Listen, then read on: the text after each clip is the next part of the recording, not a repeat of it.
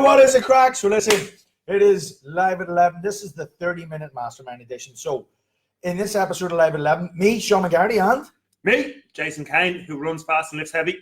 Yeah, he does it like that fucking t-shirts. So me and Jay are going to be going through the questions that you guys threw into us. We've got a couple here, some real crackers. For instance, how do you know when it's time to expand? I think that one's a really good question. So is, when is it time to add more classes to your schedule? Like that's got to be a lot of things, or something a lot of trainers would consider is like, should I be adding more classes, or what do I need to do differently to try and increase the show up, increase the amount of the clients that they've got in their business? What else we got then? How do you know when it's time to go on your own? That comes up a lot, and it's a fucking important question. And this one is kind of related as well. I keep hearing in business that it's important to know your numbers. This one's Dara Creamer. I keep hearing in business that it's important to know your numbers, but what numbers should you be tracking? That's a fucking cracker. And then the last one was, how do you get more sales off your current clients? This one was from Gary Mack. And he also said something about, let me just check here. He said, what's the struggles on setting up your own facility? Facility! Well, if anybody knows what it's like to try and set up their own facility, it's Gary Mack. He's been doing that for quite some time now. All right, well, we hit them off then. Let's get into question number one. So question number one is, how do you know when it is time to expand? What's your thoughts? Well, the first thing you need to know. No problem. What are you looking for? Is this yours? We're live on our. Say hello now that you've interrupted the fucking show. You gotta say hello. Sorry. So the first thing you gotta know is like, well, do you know that you're full? Are you at capacity? The first thing you gotta know is your capacity, I would say. Yeah, I think here to think about is your appetite for risk. Isn't it? So you could have the discussion that, listen, do not expand, do not take on any more risk until your current gym or your booking is fully booked up. So you've been fully booked up for maybe 3 or 4 months or 6 months, and you keep turning people away. You're turning them away, you're turning them away, you're turning them away. Then it's kind of telling you, listen, me, it's time that I need to be able to get more capacity, as Sean said, be able to fit more people in. So expansion could look like getting a bigger premises or taking on a member of staff. Yeah, it doesn't always mean you're going out into a gym. No, it doesn't always have to be bigger floor space. So I think that's the first thing to think about. Yeah. And then after that, then the thing to kind of have a think about would be, listen, so that's kind of the safe option. Hey, Jen. Then the option, which is, the dude who's like, no, fuck it, I want to go a little bit more risky here. Well, the thing then is, it's like, just getting a bigger gym doesn't mean necessarily that you're going to be able to get more people into it. So you'd have to ask yourself, have I got the skills necessary, and have I got the skills, have I got the resources, and am I willing to put in the work to get the new people into a bigger facility? Yeah, because bigger facilities, bigger problems. So I think the things you mentioned there are 100% bang on. Capacity is the first conversation you need to have with yourself, though, isn't it? Sometimes people could actually earn a lot more money if they reorganize their business model. The business model that they're running isn't really the reflection of their true capacity, and they think that they need this bigger gym, and then they realize that actually a bigger gym has bigger problems. You don't want my problems, like, because if you were me and Jay, then you've got to make 50 grand just to cover the expense. Would you like those problems? Because that's the kind of problems that a big facility comes with. Look at this room right here. Do you know what I mean? So really, I think that the first question is, have you actually maxed out your current capacity? And is your current model the most efficient business model? Is it the most effective way to make money? Sometimes it's not. Yeah, because you hear all the time, and again, pretty often, this is kind of overplayed. Some kind of fucking guru says, listen, just double your prices. And then the trainer goes, fuck, everybody's going to leave. They're like, no, double your prices. So that being said, right, I'm not telling anybody double your prices, but there is situations where somebody could substantially up the price of their service, also at the same time, obviously, given a better quality of service or more, basically, it's more of what the people need or what the people want. And maybe, 50% of the clients leave, but of the 50% that are left, they're giving you more money. So on a money standpoint, you are actually at the same place, very similar place, and the amount of work that somebody might be doing could be cut in half, which means then you could get more people in at a higher price point, and you don't have to change your location. Now that's one way of doing it. It depends. Plus, things to think in there. That's a cracker one, Jay. As well as that, if you've less people, well, then you can concentrate on delivering a more effective product. They get better results. They tell more people. They refer their friends. And the dudes that you just dumped at a cheaper price opens up all this opportunity to get new clients in at your higher price. So that's a couple of questions. Yeah, and when we say price, remember what we really mean is service. So like the quality of the service that you're giving, or the value that you're giving that person is going to increase. Let's wrap that up. One, do you know the capacity of your current business model? Like, actually, can you tell us the fucking number? Well, there's business. There's one of the numbers we need to know. Is current capacity, and is that 154?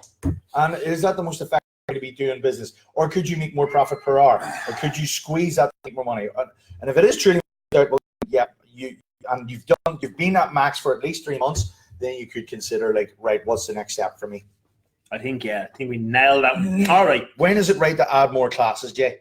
This is a similar-ish question, isn't it? It's on the same vein as capacity and blah blah blah. So basically, look, it's going to be the same. It's the same. Add more classes or add more session times when the other session times are almost full. That's one way of thinking. The other thing to think about is that if you have, and this is all within reason, if you have more opportunities for someone to train, the likelihood is that, because there's more flexibility, then that's going to be more appealing to more people. So this idea of, hey, come and train with me 3 days a week, but you have to train at 6 p.m. It's very, very limiting to somebody's lifestyle in the long run. Mm-hmm. So somebody at some point in time is going to say, fuck, I don't want to train at 6 p.m. I want to train at 5 p.m. or I want to train at 6 or it's summertime and it's sunny out. So if you don't offer them enough flexibility, chances are they're going to go somewhere else, unless you are, you're the best person at doing what you do. In that case, somebody might stay training time. If you like 99.99% trainer, you're not the absolute best in the world at what you do, but you're really good at what you do, or you might be the best in your small little area. The absolute 100% best, chances are they're going to find somewhere else to train. Yeah, but you're saying, I think it's a huge one. Like, people need to get out of their mind that you're saying, like, you train Monday, Wednesday, Friday at 6 p.m. If you do that, you are going to be very limited very quick. You need to think about selling access to the gym, which will open up a lot more capacity. I think we could hit Karen's question while we're here, okay, because it's on the same, isn't it? Do you ever hold the original clients and up it for new clients only, or up it for there's a couple of different options. So we got option A, keep the people that you stay where they are, and you only up the price to the new clients, or like, just everybody wants. So those are two options, and really both can work. It really depends. I mean, we've had people do both. Yeah, I think it depends on what the price point is going to. All right, Karen. So if let's say, for example, you were doing kind of campy type stuff, and it was €50 a month, and then you were moving up to group type training where barbells and that type of stuff were introduced, and it was going up to €97 a month. Well, you could say to your current clientele, listen, the price structure is changing. We're going to lock it in for you guys at this price point. And any new people coming in is going up to the other price point. But if you are changing drastically, up to €150, well, you don't, there's going to be too many people at that €50 price point that it's going to be taking up your capacity for the people paying you $150.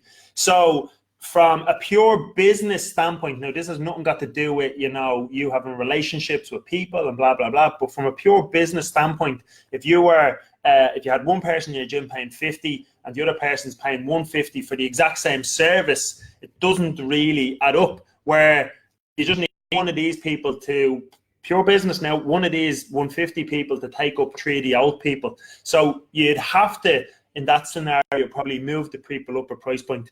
And then the other thing to think about is inflation and expenses and blah, blah, blah, blah, blah. And everything gets more expensive over the course of a year to 3 years. Everything. Petrol goes up, the point, cigarettes, beer, fucking bottle of water, everything, clothes, everything goes up. So there has to be some incremental price increase within the gym as well. Otherwise, you could get yourself in a spot of trouble in 10 years' time. What do you think? Yeah. I think like if you're making drastic changes, there has to be a justifier. And I think what you said is right. Like if you're changing up, you've got to get 50 quid, 150 quid. That makes perfect sense. And if it makes perfect sense to you, and there's logic, and you can back it up, and you can justify it with reasoning, I mean, then telling that to your client, they're going to be like, oh, well, I can see why I'm paying extra, and it makes perfect sense to me because I'm going to get more of a benefit. But just charging more because of the crack, well, then that's a different kettle of fish, yes, isn't it? It really is. So you'd have to know why you're thinking. Like, what is the reasoning? I'll ask you a few more questions there, Karen. And again, that whole thing comes up of listen, what is the best way for your clients to get whatever result they're looking for from you? So I'll say that again. What is the best way for clients to get whatever result they're looking for? And is that affordable? Affordable? Fucking some clients €1,000 is affordable. Some clients €97 is affordable. So just play around with that in your head, and I think that will give you the right answer. Yep. Do you have any more? Hit us up, Karen. We're here. Yep. You. So, guys, what is? How do you know when it's time to go out on your own? Yeah. Well, going out on your own. Look, this is one thing I want to start with, which before we go out on your own and how to know, it's like, should you be going out on your own? Just because you can doesn't mean you should. There are some people who should definitely not go out on their own. Like, definitely shouldn't. And it is like a make or break thing. There are certain people who are really, really cautious, would overthink the fuck out of stuff, and they're going out on your own has a lot of pros. Has a lot of pros. The downsides can become really fucking stressful, really fill you full of anxiety, and end up crushing you where you're not able to actually provide the function of your service to your clients because you're worried of all the shit. Some people can make really incredible amounts of money renting facilities in commercial gyms like the dude we have right now, Andrew McCauley. He's, what does his rent? 500 quid, right? And last time I looked, he's making between 7.5, 8K. Am I wrong? In around there, yeah. He's making between 7.5 and 8K a month. Okay, obviously he wasn't making that when he came to us, but that's the position he's in now. And he's looking at this question. He's like, should I move out on my own? And the thing is, like, for some people it will be the right move. For some people it shouldn't. And you have to figure out, like, are you the person who could just show up and not have any worries, pay 500 quid to a gym for rent, have access to all the clients, all machinery, and not have all the headaches that come with opening your own business, right? Because I tell you what, if you are not able to handle huge amounts of stress and fast paces of change, you should not be a fucking entrepreneur who goes out on their own and tries to take on their own facility. Because there are some weeks when you're going to be pretty fucking sure that you're going broke. Like, there are going to be some weeks that you miss sleep because of shit, but yet you've got to turn up the next day and function and never show any of that scarcity or that fear, because people smell that off you. And if you're trying to close on a phone to try and get yourself out of some shit and you sound scared, that's going to come across, and you're going to sell from a place of anxiety. You're going to sell from the back foot. You're going to sell from a scarcity mindset, and people run away from that because you sound desperate as fuck. And there's nothing less attractive than desperation. Ask any woman. So I know I'm painting a bad picture for those people, but if you are the other type of person who's like, no, give it to me, I fucking want this. I have a, it's not just I want to earn money, because like I said, you can earn loads of money, enough for anybody, rent a facility. But over here is like, no, I've got something, I've got a message, I've got a vision that I need to make that come true. If that is you, you're for more than just money, and you want to grow a business, and you want to go out on your own, then I suppose we could have the conversation about like knowing when it is time to go out. So what would you say? Yeah, I think all of those points, first off, why do you want your own gym? Do you want it just because it's like, oh, I want my own gym, but you don't really like the sound of having all those headaches? Because a lot of those guys who have, who are working out of a facility, especially if they're like personal trainers working out of a facility, they're earning more money than probably 90%. The good guys, right? They're earning more money than 90% of gym owners. Profitably? Yeah. Oh, yeah, profitably. Huge. I mean, they haven't got any overheads, they haven't got bills to pay, they've got trainers, So they're actually earning more money. So if you're just doing it for a money thing, That's it. If you're doing it for some sort of ego boost or whatever, I'd say don't do it. So the real thing again is down to resources are needed to run business, what resources are needed to run your own business, and then when it comes to execution, actually taking action. And if you haven't got the skills, well, I mean, you need to get them fast. If you haven't got the resources, and the resources are going to be time and money, you need to fucking do something about that. And who's overly cautious, you have to drop that and don't be cautious, or it's just not worth it. Yeah, you can't be cautious and fucking start a business. I just don't believe you have to be ready to take risks. You have to be willing to take a lot of action and be able to deal with a lot of fucking pressure. Yeah. Which some people thrive on, other people, hide from. Talisa's back. You gonna say hello or what? Fucking up to this twice. Hello, Yay! There she is. Next one then. We'll go on to. Did we say when is the time? I suppose Well, yeah, I think you have to tick yes to all those things. And do you know? Yeah. That is. So that it's to go through that checklist and ask yourself, from a skill standpoint, what skills do I need? Marketing, sales, fulfillment. From a resources, it's like, well, how much money do I need? And what time, how long is it going to take me? Because the longer something takes as well, the fucking more money it's going to take, because money will just keep dripping away. And then when it comes to execution, have you got the ability, like, are you fucking nailing things? Boom, boom, boom, boom, boom. Or does it take you forever to finish, even fucking writing an email or doing a Facebook post or writing a blog? I mean, are you killing that shit on a daily basis or weekly basis, or are you just fucking drifty? Mm-hmm. Those are good checklists. Yeah, and if you check that off, then you should come talk to us, because we'll fucking help you. Yeah. Right? Because you're going to need fucking help. Yes. Okay. This was another cracker from Dara. I keep hearing in business that you need to know your numbers. What are the important to track? Right. So I think if we were to think about this, listen, we'll go through marketing, sales, fulfillment, and we give you at least 2 or 3 in each area. So if you're thinking marketing, that's basically, getting people's name, email, phone number, lead generation, people that have put up their hand, they've looked at your shit, they've put up their hand and say, I want what you have, whatever that is. All right, so I want what you have.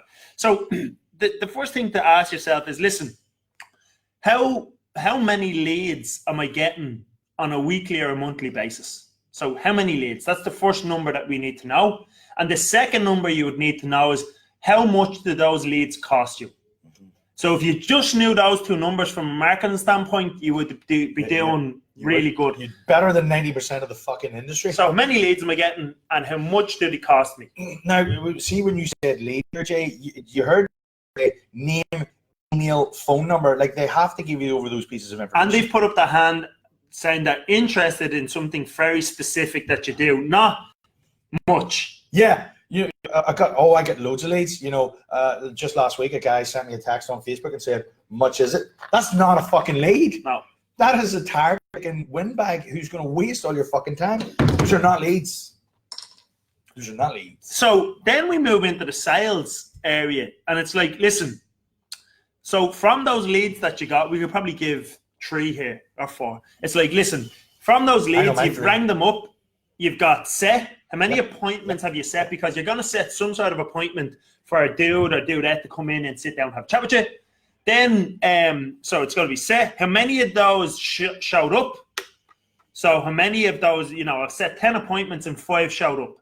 All right, just there's something wrong there. That's not cool. And then of those people that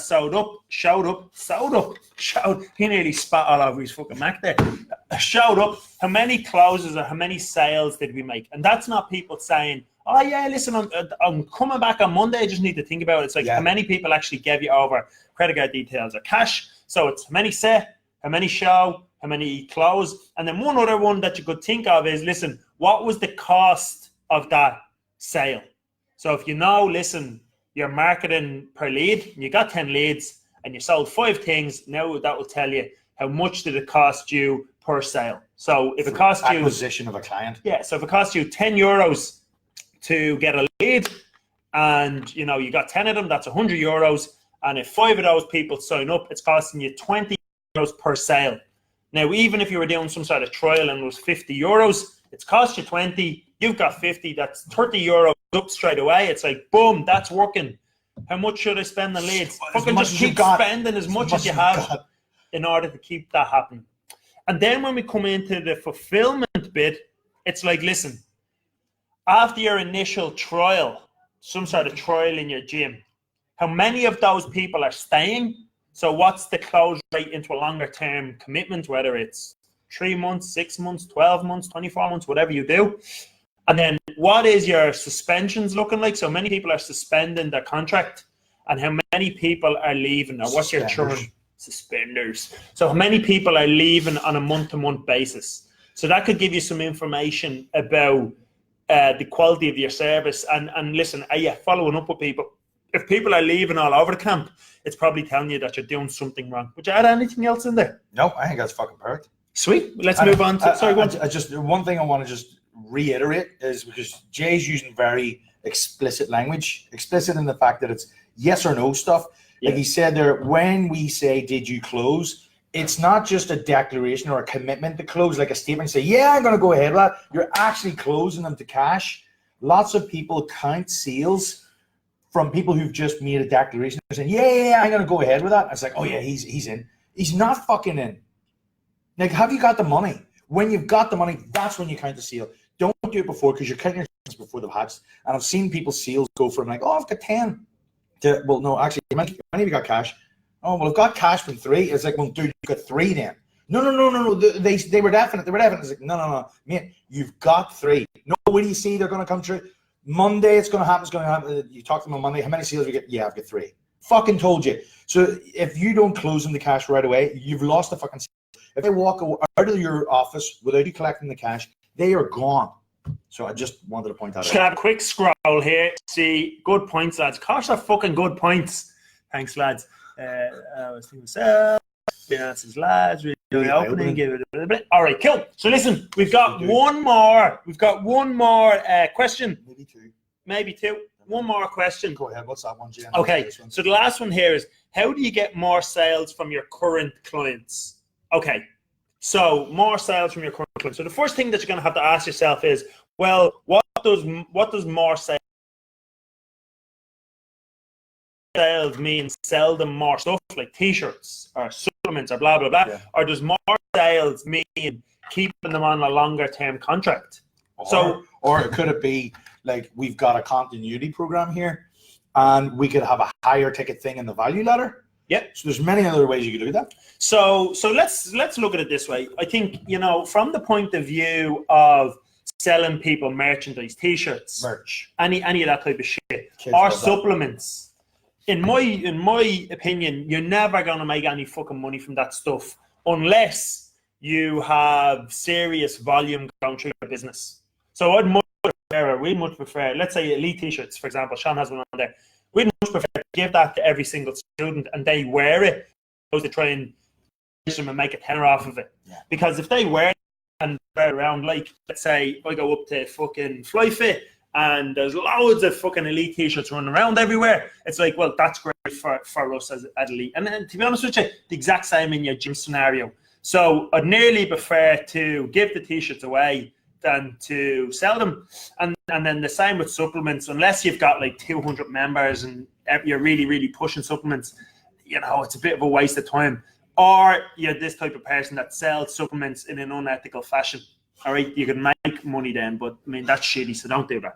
So then we probably think about the value ladder, wouldn't we? Yeah. And the value ladder, guys, means basically that, in terms of the service that you're offering somebody, they're going to get more of service, more bolt-ons, more add-ons, which will really give them the result quicker, isn't it? Mm-hmm. And for that speed and for all those extras, those people are going to be willing to give you more money. So really, you'd have to have an understanding of, well, what does the person want? I want to lose weight. So in order to lose weight, what do they need? And you put together these things, both these things together, and be able to show the person, kind of like that thing of the island. Do you want to explain that? The island or the plane? Oh, yeah. We were having this conversation the other day with Travis Jones. He had us on his podcast. And we always have an expression here. We say, don't sell the thing, sell what the thing does. Because when you start selling what the thing does, You're having emotional conversations with people. You're talking about the results, your future pacing them. How would life feel? What would you look like if you had achieved this goal? What is that worth to you? How would your life change? When you start having these conversations with people, you're building up this emotional bank over here where they're like, fuck, I want that so much. It also becomes tangible shit. But most people don't do that. Most people are trying to have logical conversations with people saying, oh, here's what you're going to get. 5 heaps of light sessions, before and after pictures, so you can see what a fat fuck you are. I'm going to weigh you in every Monday and Wednesday and ruin your fucking weekend. You know, this sort of shit, this is the thing, instead of what the thing does. It's kind of like if you were selling holidays, you wouldn't. Nobody gives a fuck what plane you're on. It's just, I want to be here. I want to be in Koh Samui. Look at Koh Samui, sunny Koh Samui, the fucking beaches. You're going to do Thai boxing, then you're going to meditate, then you're going to eat fucking coconuts and shit. That's just selling that fucking plane. The plane's just a way there. You have to sell the destination. Yeah. So it's a speed thing there, you know, to get one of those higher things. And then the other thing then is time, all right? So if somebody wants something really, really fast, they need more of what you do or a higher level of your service to get them there. More proximity to you. So if they're training 3 times a week, 6 times a week will obviously get them the result faster. If they're training in a group of 25, training in a group of 10 or a group of 1 will get them the result faster. All right. So then if you think about the other way, time, so expansion of time. So the other one was contraction of time. I'll get your result much faster. You're going to stay. Then the other one is like expansion of time. So listen, if you want to keep this result forever, or you want to stop on that fucking roller coaster up and down, well, then you're going to have to commit more time invested into whatever your goal is. So all of a sudden, 6 weeks is not something that people are thinking about. They're thinking about 6 months. All of a sudden, 12 weeks is not what they're thinking about. They're thinking about 12 months or even further afield than that, and start asking the questions of, well, listen, what do you ultimately want? Like, fitness should not be a solution to a problem. Fitness should be a lifestyle, all right? So we should be selling our services as a lifestyle to somebody. Like, you know, Starbucks doesn't sell coffee, you know, in a situation like, are you tired in the morning and you need to pick me up? Come and get a coffee. No, it's a lifestyle. Come in, grab a coffee, sit down, look out the window. Come in, Wi-Fi. Grab a coffee, get on your laptop. Come in, grab a coffee, read a newspaper. Come in, grab a coffee, read a book. It's a lifestyle thing. I get a coffee as a part of my lifestyle, not as what the actual coffee does. Oh, it gives me a pick-me-up. It's how do I feel sitting there, relaxed, calm, you know, and just taking a bit of a time out of my day. So in that scenario, what we've got to try and get across to our people is it's like, this never ends. So when will I be finished? Never. What do you mean never? It's like, if you want to keep getting better, we've got to train forever. Or if we want to stop or slow down ourselves getting worse, that's another way to look at it. We've got to train forever. So here's a reality of life. I was talking to a guy yesterday. He was in his 60s. He was talking about some short-term goals. I says, well, listen, dude, really what you're going to be coming to the gym for is you're going to try and fight with tooth and nail losing muscle mass. He goes, what do you mean by that? I says, well, have you lost muscle between 30 and now? Too fucking right I have. Well, do you want to lose much more? No? Well, then you got to stay going to the gym. Try not to die. Try not to die. Yeah, and that was end of conversation. All of a sudden, we weren't talking about diet. We weren't talking about exercise. We weren't talking about days a week that he's going to train. We were talking about, listen, this is a total different way for you to think about training. Now, just a little caveat here. Nobody wants to hear any of that shit at the beginning. It's like, imagine being out in a nightclub saying this sexy motherfucker, you know, someone that might look like me for the ladies, you know, someone that looks like fucking a hot bitch for the fellas. All right, you're looking at them across the room. Nobody wants to know, listen, you know, are you going to be there for me and fucking wipe my ass? Syphilis? You know, well, not even that. Are you going to wipe my ass when I'm 70? They don't want to hear that. Or, you know, hey, is this dude or fucking woman, you know, are they going to be a good father or wife or shit like that? I think that's too upfront the conversation. But nobody wants that shit. What they want is, ooh, I wonder, man, this one a sex bag or what? She up for it. She gave me. Or is he gave me? Or what? Touchy. Or what? Right. So in that initial period, and then when that kind of fizzles out or all that's done, then these other things become important. The exact same way with fitness. Somebody wants to lose weight. Somebody wants to move better. Somebody wants to perform better. Somebody wants to feel better. And after that first 6 weeks, 6 months, all of that then in many ways subsides and the other shit becomes much more important. I have to be honest, I forget what the fuck the question was now. The question was about how to get clients to buy more shit. Oh, selling more shit, obviously. Have you even got more shit to sell them? And if you did, what would that shit look like? That's it. That's all the questions done. And that is 30 minutes on the button. Stocking nightclub floors for a partner who won't eat biscuits in the bed.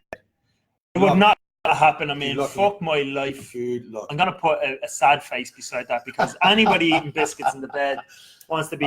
crumbs in your bollocks. Yeah, shot. Let me see. I currently charge monthly for both PT and group classes. I think I'm switching for a 3-monthly thing. That's not going to happen.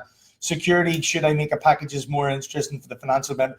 Fuck me, that's a long question. Just here, listen, I'll tell you what to do. I'll tell you what to do. Do not do 3 months, just do 6 or 12. Yeah. I'll just leave it there. The only reason anybody does 3 months is because they're afraid of 6 or 12. Yeah, so it's giving you a problem. You're going to have to sell it at the end of the month. You'll have to sell them 4 times. Just make it frictionless, reduce the friction, sell them. An invisible seal would be even better. If you don't know what that is, we'll tell you next week. Maybe that's what we'll do. We'll answer that sort of shit next week. Yeah, keep the questions. Dude. Thanks for today. Speak to you soon. Have a great weekend. Anybody that's on Jay's Ultimate Get Shredded fucking program for summer, keep lifting. Keep on keeping on. Keep on keeping on. Use sunscreen.